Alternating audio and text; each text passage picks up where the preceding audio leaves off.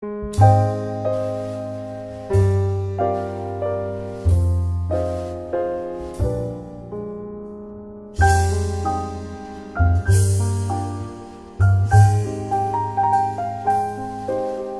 that.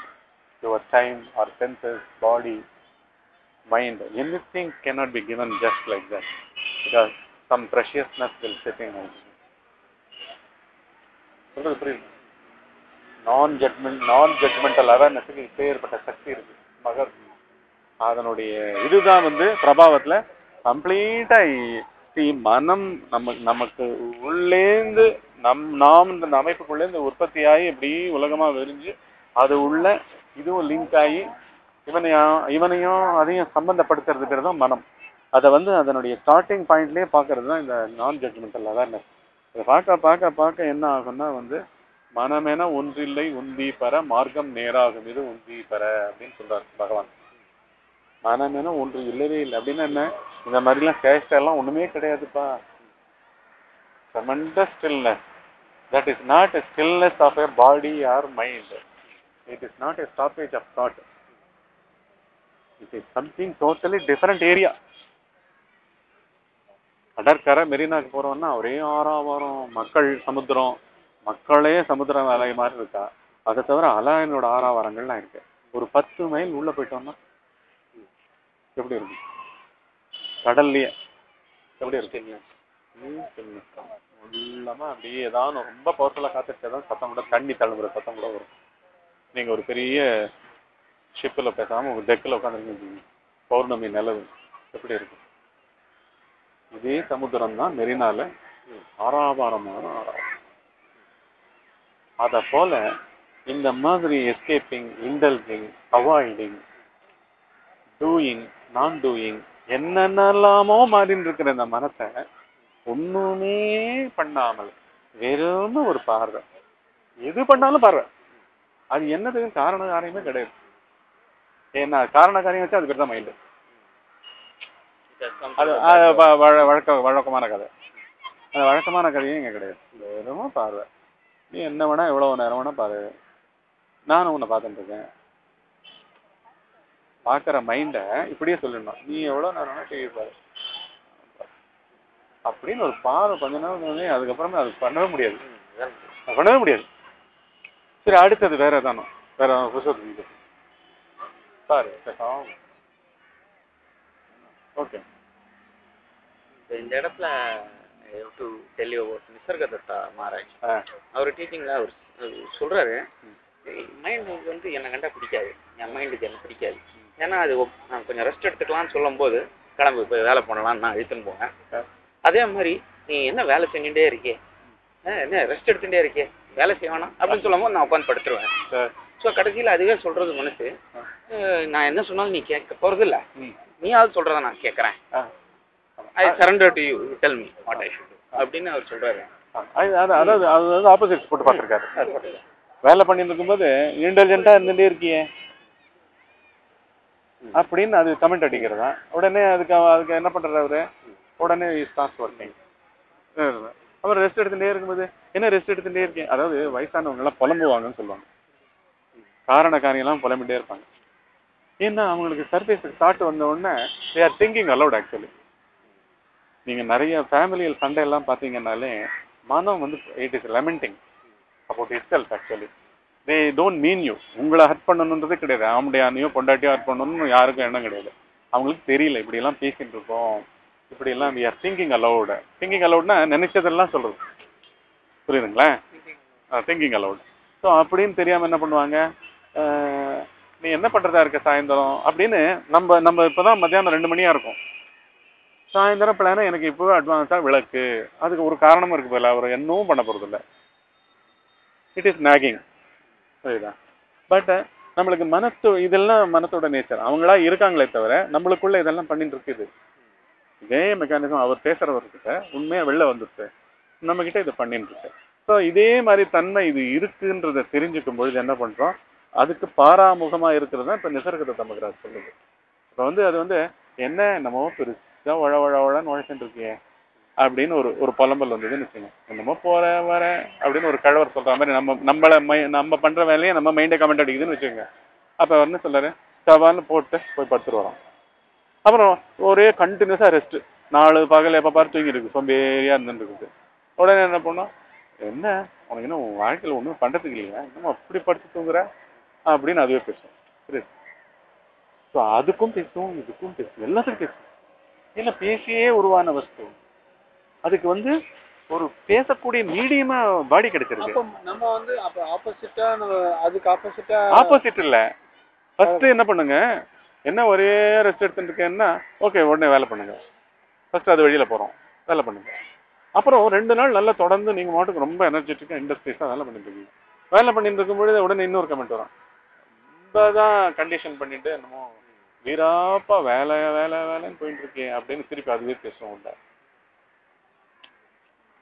அதை சொல்றது அதுதான், இதை சொல்றது அதுதான்.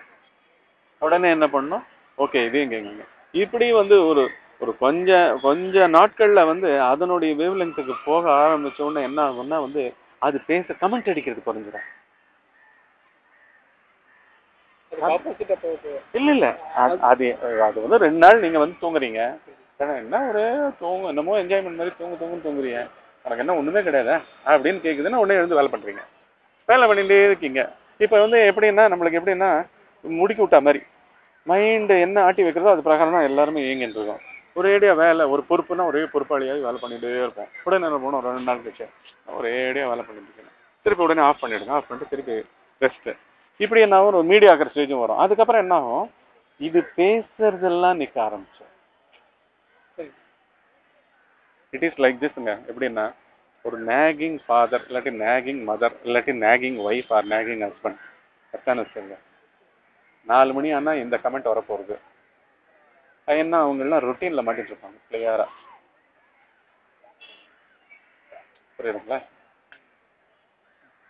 உங்களுக்கு எப்படி கால் கொடுக்குறாங்களோ 10 நிமிஷம் முன்னாடி வந்துருங்க, அரை மணி நேரம் முன்னாடியே நில்லுங்க, நான் சீக்கிரமே கூட கிளம்பிடுவேன் அப்படின்னுலாம் உங்களை கூப்பிட்டு அழைக்கிறாங்களோ அந்த மாதிரி வந்து இந்த நேகிங் டெண்டன்சி வரதுக்கு முன்னாடி என்ன ஆகும், 4 தடவை பார்த்துட்டோன்னா அவங்க ஃபுல் சைக்காலஜி ஸ்டடி பண்ணிவிடுவோம். அப்புறம் அந்த சின்ன சின்ன வேலையாக தான் இருக்கும், டக்கு டக்கு டக்கு டக்குன்னு அதெல்லாம் பண்ணி வச்சுட்டு நம்ம மட்டும் நம்ம வேலையை கவனிக்க ஆரம்பிச்சோம் வச்சுங்க, இப்போ பேசுறதுக்கு ஒன்றும் இல்லாமல் போயிடும். ஒய்ஃபோ ஹஸ்பண்டோ அப்பாவோ அம்மாவோ, புரியுதுங்களா, பேசுறதுக்கு வழி இல்லாமல் பண்ணிடுறோம். இது வந்து அந்நியர்களுக்கு பண்ணுறோம். உள்ள இருக்கிறவருக்கு இது மாதிரி பண்ணலாம்ல. ஃபர்ஸ்ட் இப்படி ஆரம்பிங்க, அதுக்கப்புறம் என்ன ஆகும், கமெண்டே நின்று போயிடும். அப்புறம் அது என்ன பண்ணும், அதுவே உணர்ந்துடும். என்ன உணர்ந்துருன்னா, ஐயோ இவன் is well ahead of me, before even I produce a thought, this fellow is already very wakeful, is very alert, we will supersede me அப்படின்ட்டு என்ன பண்ணும், ஒன்றும் அதுதான் அது பேசாம செத்தே போயிடுமா. அவேர்னஸை கொண்டு வந்துட்டீங்கன்னா அது ஒரு ஒளி. It sheds to all areas. There cannot be any unconscious activity at all, unawareness activity at all.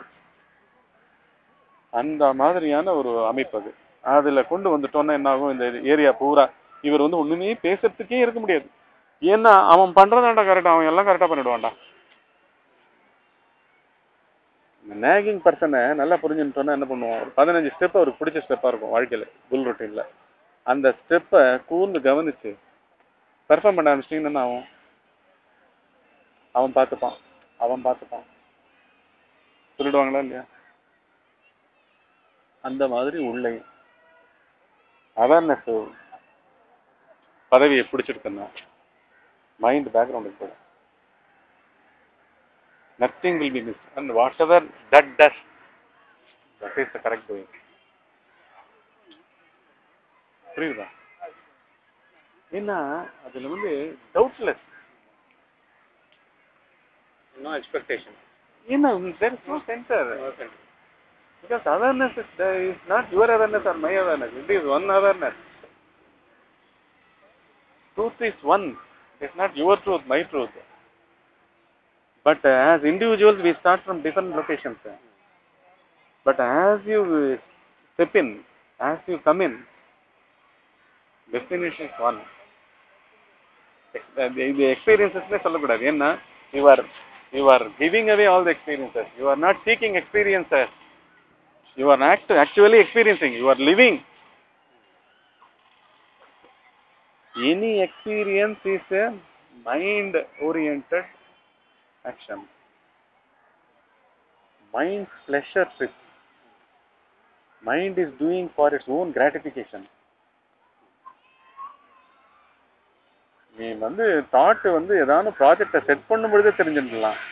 தலைவர் வந்து தனியா தனக்கு டைம் ஒதுக்குன்னு பண்றாரு அப்படின்னு தெரிஞ்சிடும். நீங்க ஃபேமிலியில கூட பார்ட்டிசிபேட்டிவா இல்லைன்னா நல்லா தெரிஞ்சிடும். தனியா ஃப்ரெண்ட்ஸு, தனியா ஜாலி ட்ரிப்ஸு. அவங்க பர்டினெண்ட்டாக கரெக்டாக கேட்பாங்க. ஏன்னா பொம்பளைங்களுக்கு ஒன்றும் தெரியாது. அவங்க வெறும் ஃபேமிலி ஓரியன்டாக தான் இருப்பாங்க. நம்ம முஞ்சியே தான் பார்த்துட்டு இருப்பாங்க. அவங்க என்ன பண்ணுவாங்க, என்ன சாயந்தரம் எத்தனை மணிக்கு வரீங்க அப்படின்னா, நீங்கள் ஏதோ ஃப்ரெண்டோட ஒரு பார்ட்டியை செஞ்சுட்டீங்க, அது ஸ்பெஷல் பார்ட்டியாக இருப்பாங்க. இதெல்லாம் லேடிஸ் சம்மந்தப்பட்டதே இல்லைன்னு ஒரு ஸ்பெஷலைசேஷன் வேறு வச்சுருப்பீங்க. என்ன ஆகும், மறைக்க ஆரம்பிச்சிருவோம். ஏன்னா மைண்டு அப்படி பண்ணும்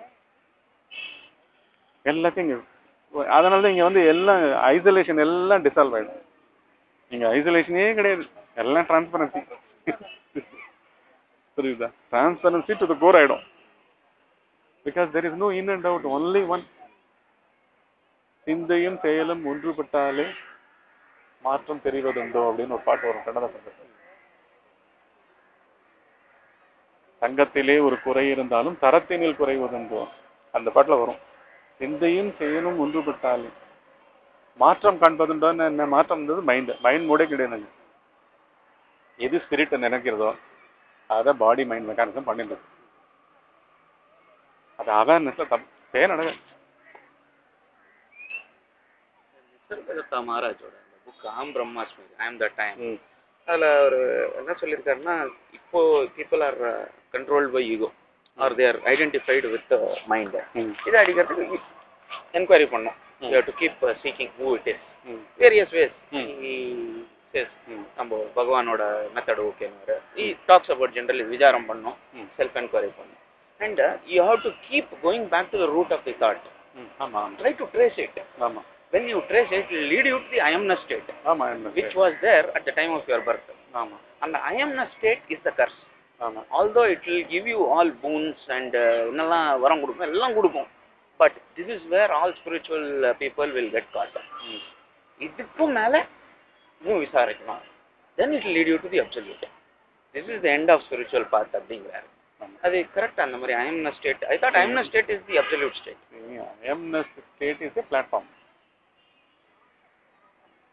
இப்போ டோட்டாலிட்டின்ற வார்த்தையை வந்து ஒன்னுன்னு சொல்லுவியா, மல்டிப்ளிசிட்டின்னு சொல்லுவியா? You cannot attribute any words at all. இது எல்லாமே ஐஎம்னஸை தாண்டி ஒன்றே வேர்ட்லெஸ். இது அந்த ஏரியாலாம் வந்து வேர்ட்ஸுக்குள்ளே கொண்டு வந்து விளக்கினாலும் வந்து புரியாது. அது வந்து மாணிக்கா இவர் தாயுமானவர் ஒரு பாட்டில் சொல்றார், ஆனாலும் அதன் பெருமை எவருக்கு யார் சொல்லுவார், அது ஆனால் அது அவர் அதுவே சொல்லும். ஒரு ஸ்டேட் வரைக்கும் கொண்டு போய் விட்டுடலாம். என்ன ஸ்டேட்னா இந்த மேட்ரிக்ஸ் ஸ்டேட். மேட்ரிக்ஸ் ஸ்டேட் என்ன? You are nothing but a embodiment of compassion. There is no individual passion, separate passion. அதுதான் வந்து ஒரு கம்பேஷன் தான் ஒரு பெரிய பெருங்கருணை பேராரே அப்படின்னு பாடுறாரு. பெருங்கருணை பேரார அது ஓடிண்டே இருக்கான், பெரிய ஃப்ளோ ஓடிட்டு இருக்கு. அதுல வந்து பாடியோட ஐடென்டிஃபை ஜீவர்கள் என்ன பண்றா, இது இது இது இது வேணும் இது வேணாம் இது வேணாம்னு பிடிச்சி போட்டு சென்ட்ரலைஸ் பண்ணிக்கிறாங்க. அந்த சென்ட்ரலைஸ் பண்ணிக்கிற அந்த இன்ஸ்ட்ருமெண்ட் வலுத்து போயிட்டு. So this is this aspect. இதில் வந்து இதுதான் பேசிஸ்ன்னு உணர ஆரம்பித்தவனுக்கு என்ன ஆகுது, தாட்ஸ் எல்லாம் சைலண்ட் ஆகிடுது. தாட்ஸ் எல்லாம் சைலண்ட் ஆகிடுது. அத்தோடு நிறுத்திக்காத, அங்கே என்ன ட்ராவல் ஆரம்பிக்கிறது. ஆமாம், ஒன்று இதுதான் ஆரம்பிக்கிறது.